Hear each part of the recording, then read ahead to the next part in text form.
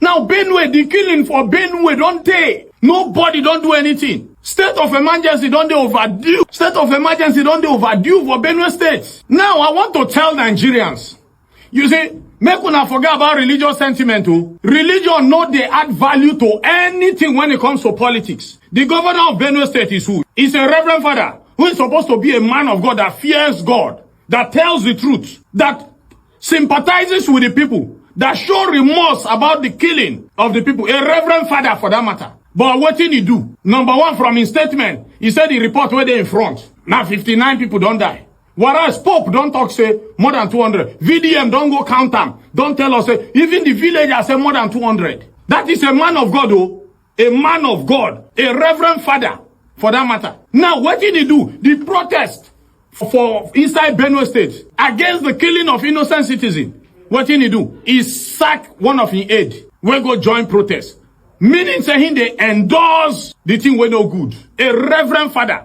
So all of them when they say religion, my reverend father is a reverend father, let's vote for him. My imam is a imam. Una they deceive una self.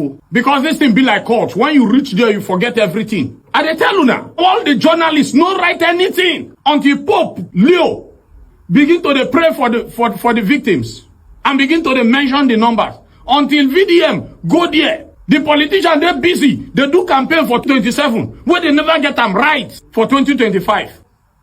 And these people, where they kill, then they proudly they talk, saying our land, we don't come to take our land. Then they proudly they talk, say they go kill people. And nothing they happen. Until Pope talk for television, until BVN, I mean, what to be that in name? Yeah. Go there.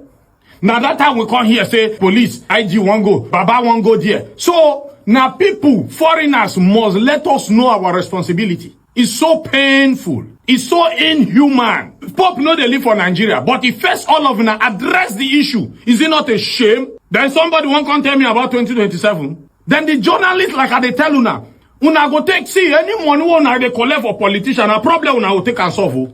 Una no go use that money do better thing. Now problem. Because I don't know how journalists go there. They don't get empathy. I mean, a sympathy. People, they die. That person will die if it be you. Do you know? It could be your brother. Do you know? It could be your sister. Now, somebody, they report, some people, they report 20, some people, they report 59. Only one family lose more than 23 people. Only one family. Una no get shame. Una no they read other news, foreign news, say, see the number where they tell us. You did daft to know, say, VDM don't work out by himself. Go there, house to house. See children where them born to arches. Then you people are trying to deceive the Baba for seat. Make him no say the killing plenty. I dey promise you now, say me I no join you now. I dey promise you now, I go report exactly what happened. Because that is an inhuman attitude. Who are you regulating it for the security agencies? Make them no ginger. I be you the regulate them for the president. Make una take deceive and say I know na minor case. Please, people should leave the governor alone. He is powerless. He can't do anything. Tinubu should do his responsibility and stop shifting it to other people. When we here at Fubara, we are quarreling in river. Did anybody tell Tinubu to impose state of emergency? Why didn't Tinubu say, Fubara, okay, go and look into that matter. Settle it. Even when the man was trying to settle the matter, Tinubu wouldn't have it. Now look at what's going on in Benue. And he's now calling on the governor. Look at hypocrisy here. Moses, look at with all this performance of Tinubu, I can no longer believe that the federal government hand is not what's going on in Benue State, and in fact, in all over the country. I am telling you, nobody can exonerate the federal government of from Buhari to Tinubu. It's like there is something they entered into, and that thing will not be far from bloodbath. How can the federal government just be looking? Don't terrorists from other countries, not even Nigerians, because they have confirmed that these people are not Nigerians. So, what is your own government doing for God's sake? Those who didn't know what happened in 1967, right. Look at it happen. Look at it now. Look at it stand out in the face. Barrister, I like the fact that you mentioned Buhari in this thing. So practically, it's more like what started from the Buhari era is continuing. I'm telling you, yes. So there is no break. But let's go back to the purported statement put out by the president himself, because it's coming from an official bat, and it says, I have been briefed on the senseless bloodletting in Benue State. And it goes on to say, enough is enough. Enough is enough means this is not the first time that the president is getting to hear about it. You have said it several. And he also said, I have directed the security agencies to act decisively, arrest the perpetrators of this evil act on all sides of the conflict. Good. So the president clearly understands that there is an ongoing conflict based on the statement put out here, except of the statement. Barrister, does it look like the president is hamstrung and that he's buck passing?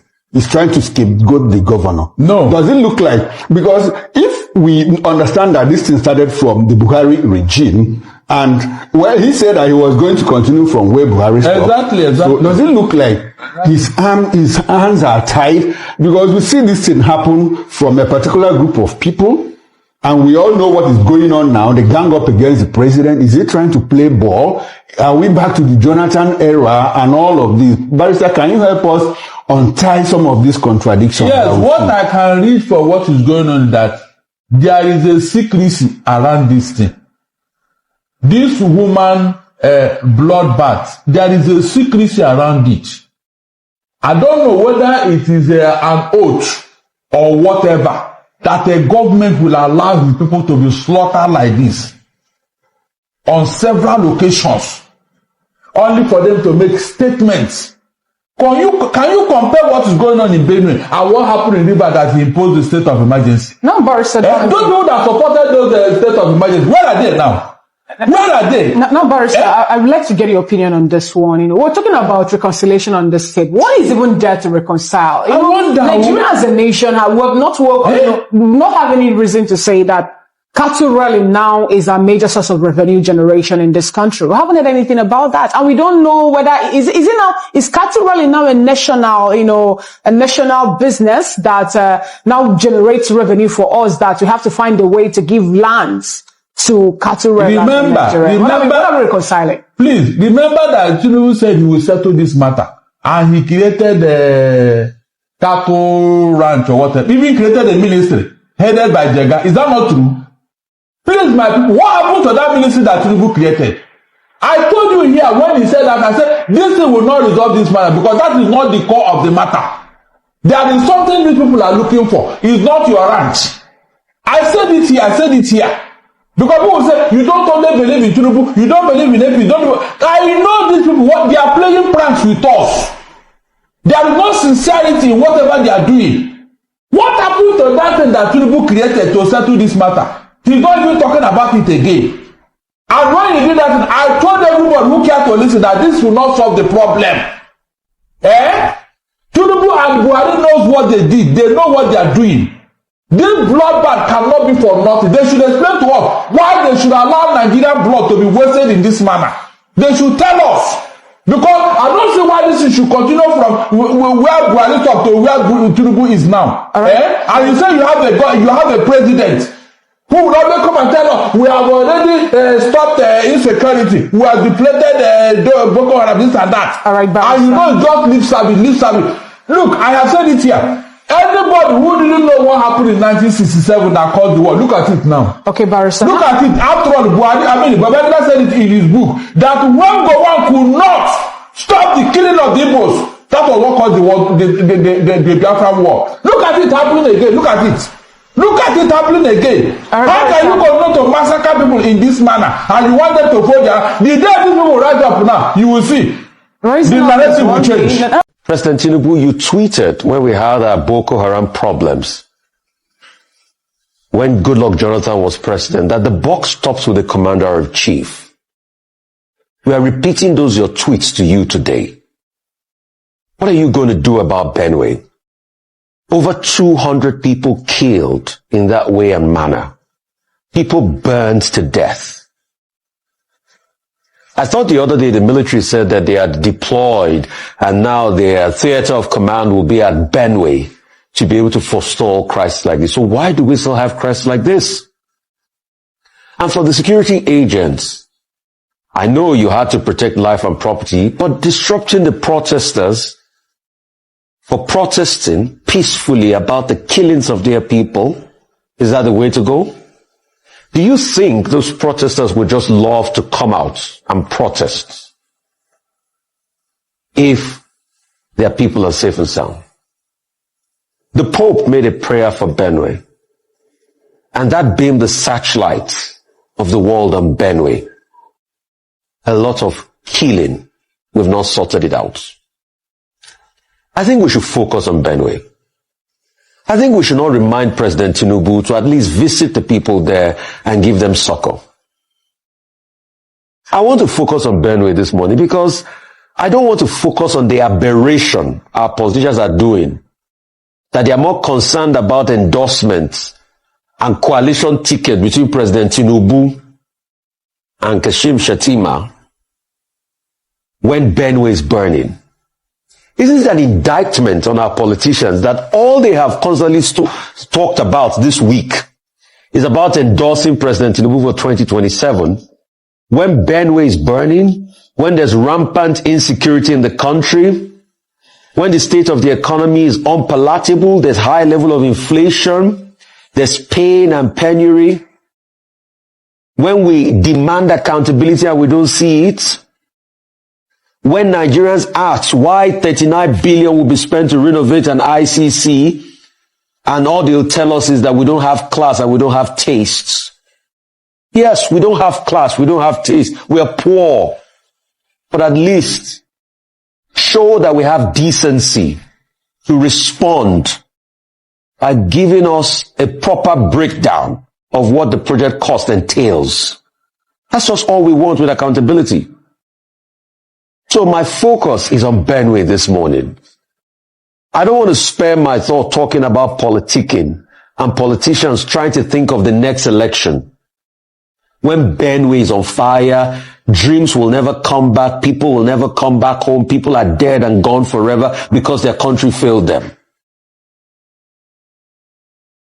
Anyway, I'm not surprised that politicians are thinking of the next elections. Because leaders think of the next generation, and politicians will always think of the next election. After the next election, what will happen to Benue? I think it's a seminal moment for all of us to introspect this morning. We are not doing well as a nation.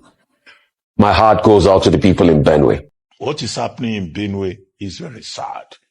Within a space of 61 days, 270 people were killed in Benue, across 10 local government areas, prompting the Chief of Army Staff to go to Benue to relocate there with some of his officials. He addressed the troops. He went round. That was in the first week of June.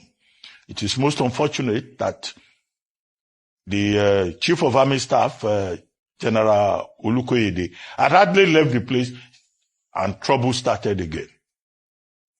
Last week, Friday, I think, 25 persons were killed in Makurdi local government area. By Sunday, 100 persons have been killed, displaced, exterminated in Yelwata, in Guma local government area. The situation in Benue, if you cost it, 270 people killed, another 125 persons killed. You know, what they have in Benue State is a complete state of anarchy. And I think that the Nigerian government has a responsibility to ensure peace, not just in Benue, but in all parts of this country.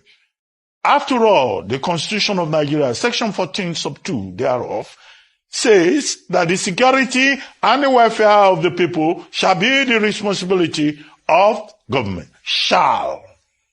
It's not a matter of opinion. Shall. It is obligatory. The same Constitution talks about the right to human dignity. The same Constitution talks about right to life.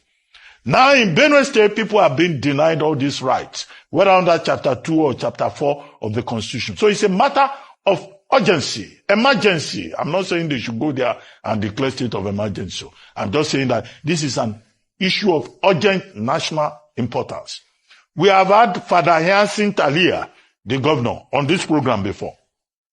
He's as helpless as anybody. The president is saying Alia should go and organize meetings. They've been organizing meetings on conflicts on the plateau and in that region for over decades, for over 3 decades. We have not been able to find a solution to it. So the Nigerian government has a responsibility to address this problem, whatever it takes. And the Pope has intervened. The Pope prayed for us. Well, we thank the Pope.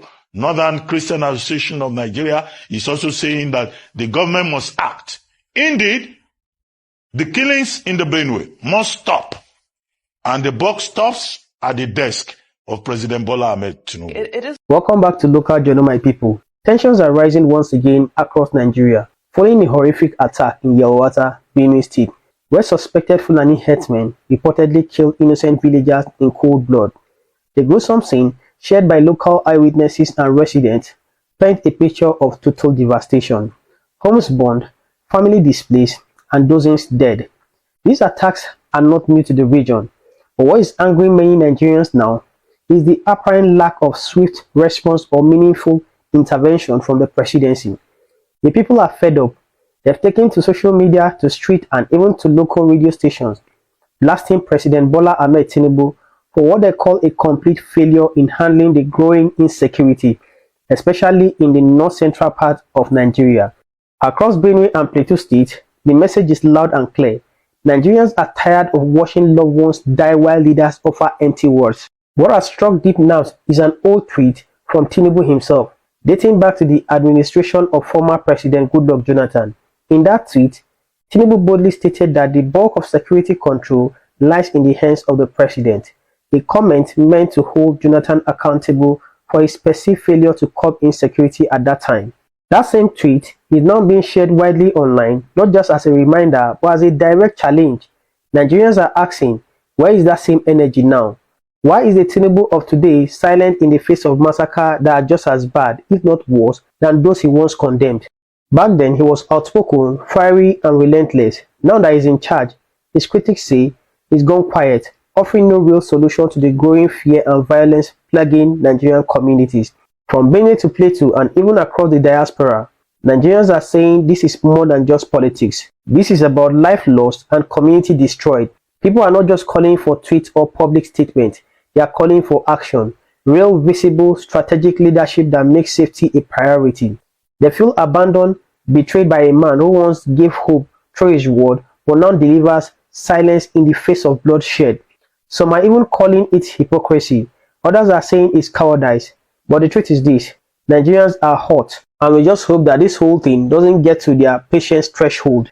As more attacks unfold and more families bury their loved ones, the pressure is now mounting on President Bola Ahmed Tinubu to either live up to the standard he once set or face the reality of delusion nation that no longer believes in promises.